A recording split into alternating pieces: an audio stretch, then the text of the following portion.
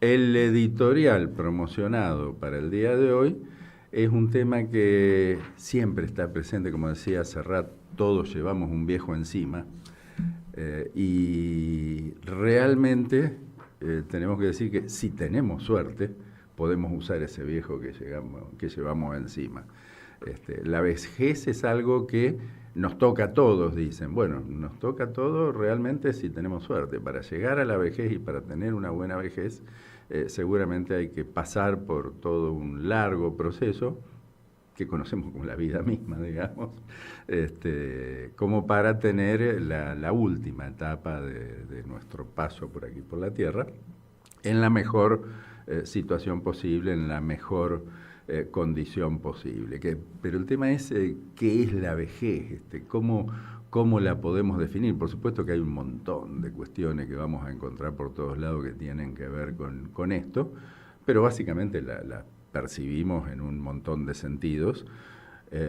Nosotros, como todos los animales y como un animal más que claramente somos, ciertamente con una capacidad de raciocinio y de entendimiento de la situación que en la mayoría de los casos las otras especies no tienen, pero la sintomatología la vamos viendo, la vamos sintiendo, la vamos percibiendo.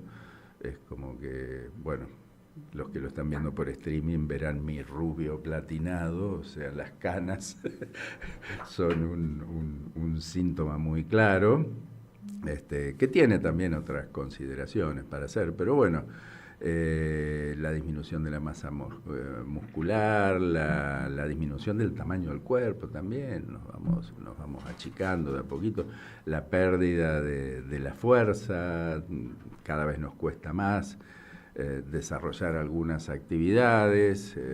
Para el caso de los animales exactamente lo mismo, ¿no? O sea, lo vemos en los perritos que ya no pueden saltar a la cama, que se empiezan a chocar algunas cosas, los gatos con sus cataratas, y por supuesto los animales silvestres en los que la situación suele ser todavía un poco más cruel porque a diferencia de los humanos, no suele haber, salvo muy contadas excepciones, no suele haber especies que cuiden a sus mayores. Se describen algunas situaciones que podrían llegar a encuadrar en eso, pero básicamente, a ver, cuando un león macho, alfa, empieza a perder la fuerza, empieza a perder la potencia, bueno, claramente aparece un león más joven y más fuerte, que lo termina batiendo en una pelea, normalmente no produciéndole la muerte, pero sí produciéndole algunos tipos de herida, y bueno, no hay nadie que vaya a ir a cuidar ese bicho, claramente va a entrar en un proceso, una infección y una muerte agónica, digámoslo, como suele ocurrir en muchísimas especies silvestres, o sea, son situaciones que se dan con frecuencia, como que forman parte del proceso natural, digamos, por cruel que pueda ser, siempre decimos acá que por muy romántica y bonita que nos parezca la naturaleza, intrínsecamente la naturaleza tiene lo que nosotros desde nuestra cultura y desde nuestro razonamiento podemos definir como una gran crueldad, ¿no?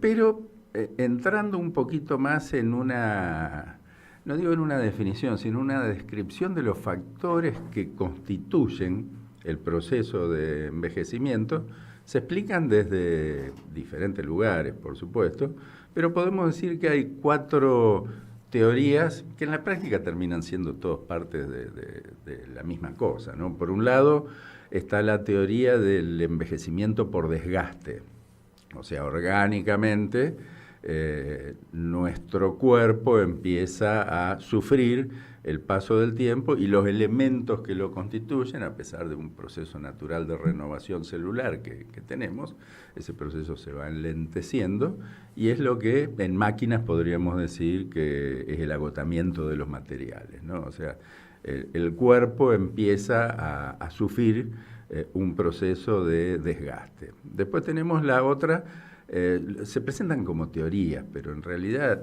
todo confluye al mismo lugar, que es la de la intoxicación o de la autointoxicación, o sea que el cuerpo empieza a producir sustancias.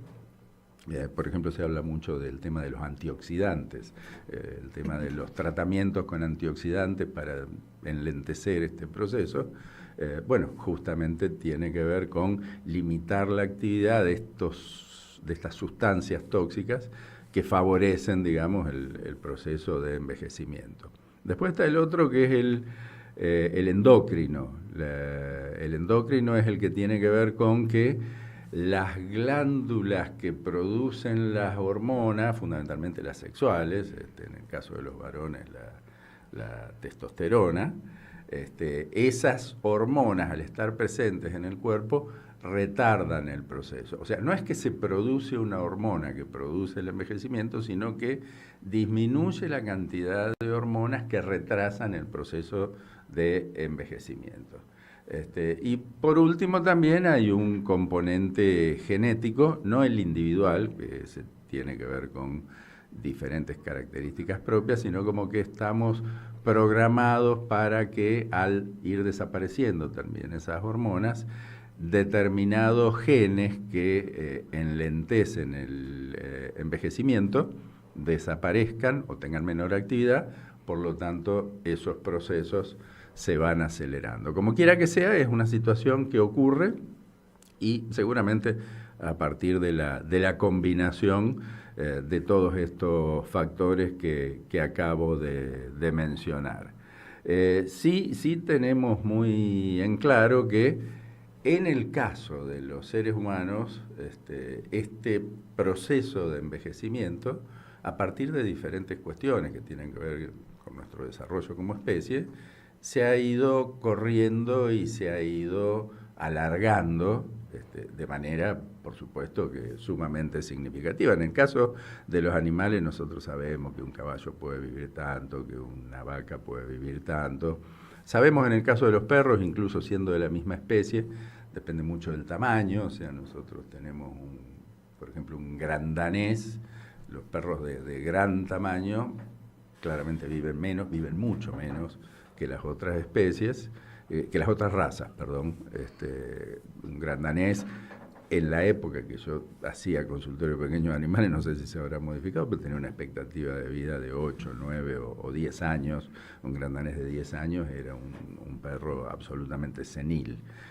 Probablemente no haya variado mucho esta cuestión. Y un pequinés, que eran los chiquitos de moda, ahora lo podemos equiparar con un caniche, con alguna de las razas de pequeño tamaño, y te llegan a los 18 años, 16 años, hay algunos ejemplos de algunos perritos de 20 años, o sea, tiene una relación muy clara y muy directa con el caso del tamaño. En el caso de los seres humanos, hoy vemos diferencias que tienen que ver con la región geográfica y fundamentalmente por lo que tiene que ver con las posibilidades de acceso a la salud y a lo que tiene que ver claramente con los cuidados y con las posibilidades de que los seres humanos nos podamos cuidar más entre nosotros, lo cual claramente alarga la expectativa de vida. Pero si lo tomamos en el histórico, como para darnos cuenta realmente,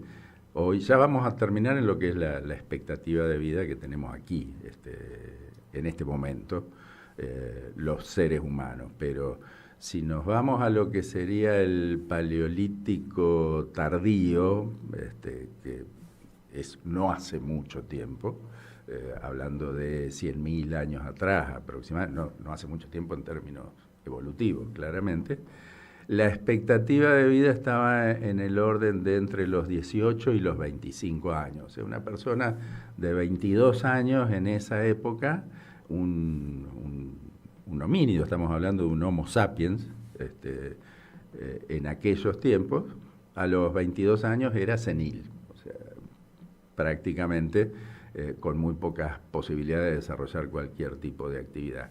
Y estoy hablando de hace 100 y pico de mil años, pero si lo venimos viendo la antigua Roma, que fue obviamente hace muchísimo menos, tiene una expectativa de vida, había una expectativa de vida. Expectativa de vida quiere decir a qué edad podrías morir desde el momento de tu nacimiento, o sea, tomado desde el momento del nacimiento, la expectativa de vida.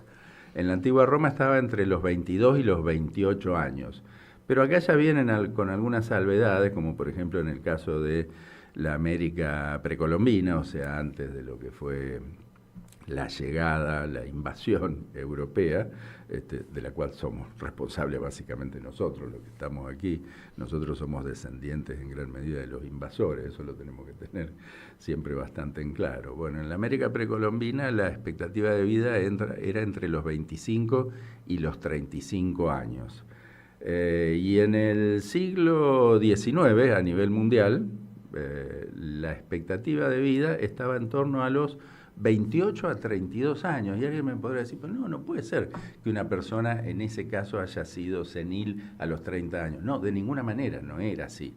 Sino que esa expectativa de vida tomada desde el momento del nacimiento te daba ese número, pero había una mortandad infantil del orden del 75%. Para la gente que llegaba a cumplir los 15 años, la expectativa de vida se estiraba hasta los 55, 60 años, prácticamente sin ningún inconveniente. O sea, la clave y la gran mortalidad que había en esa época y en esos tiempos estaba dada justamente en las primeras edades, que eran las edades de mayor exposición y de mayor riesgo, tanto a enfermedades como accidentes, la falta de cuidados obvios, el desconocimiento de muchas cuestiones, o sea, el tratamiento de las aguas servidas, el agua que se ingería, o sea, todo ese tipo de cuestiones, además de las infecciones que estaban a la orden del día y que prácticamente no tenían ninguna posibilidad de ser controladas. En este momento, la expectativa media de vida a nivel mundial está en el orden de los 70 a 73 años. Esta es desde el momento del nacimiento. Pero si miramos el mapa y la miramos por regiones, vamos a ver que existen enormes niveles de injusticia en este sentido, porque no es que la gente elige tener esa expectativa de vida claramente, sino que es lo que se da por la falta de cuidados y por la falta de profilaxis, digamos, en lo que tiene que ver con la vida diaria de las personas. Entonces nos encontramos con que en muchos países africanos hoy esa expectativa de vida que está en el orden de, como dije, los 70, 73 años a nivel global, en muchos países africanos está en el orden de los 60 años, incluso hay algunos ejemplos con 58 años como expectativa de vida, hoy, en este momento de la humanidad. Y por otra parte tenemos países como Japón, con una expectativa de vida media de 84 años, o Suiza también con 82. Particularmente la República Argentina en este momento tiene una expectativa de vida de 71 años, es lo que dicen las estadísticas en estos casos.